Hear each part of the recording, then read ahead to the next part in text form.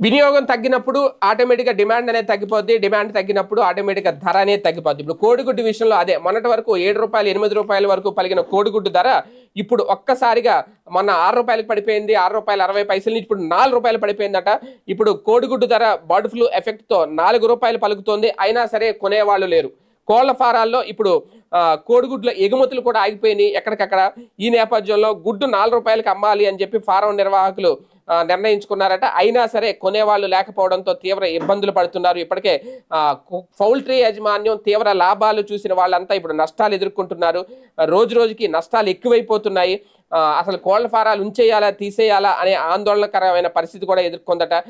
ప్రధానంగా కొన్ని నియోజకవర్గాల్లో చూసుకుంటే ఒక్క నియోజకవర్గంలో దాదాపు గోదావరి జిల్లాలో 20 లక్షలకు పైగా కోళ్ల ఫారాలు ఉంటాయి అనేది కోళ్ళు ఉంటాయి అనేది ఉమ్మడి జిల్లాలో 1,20,00,000 ఉన్నాయట. మొత్తం చూసుకుంటే వాటి మీదే నిర్వాహకులు బతుకు జీవనం సాగిస్తున్నారు. కాకపోతే ఈ బర్డ్ ఫ్లూ వైరస్ వల్ల కోళ్లను తినడం మానేశారు, గుడ్లను తినడం మానేశారు. ఇప్పుడు రేటు తగ్గించినా సరే ప్రజలు భయపడుతున్నారు. వాస్తవానికి ఇంతకు ముందు ఇటువంటి వాటిని పట్టించుకునేవారు కాదు.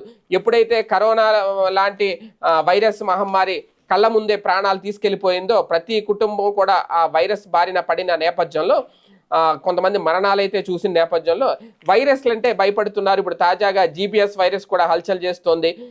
దాని ద్వారా కూడా మరణాల రేటు పెరుగుతోంది. ఇటువంటి నేపథ్యంలో కోడిగుడ్డు తినాలన్నా చికెన్ తినాలన్నా భయపడుతున్నారు. కానీ వాళ్ళతో తినిపించే ప్రయత్నాలు కూడా అలాగే చేస్తున్నారు.